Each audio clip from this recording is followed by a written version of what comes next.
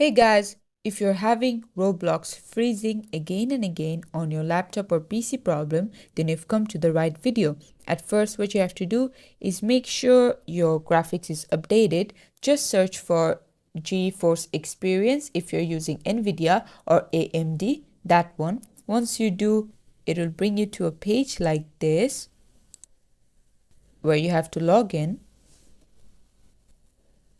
Once it opens, just click on drivers and make sure you have downloaded the latest one.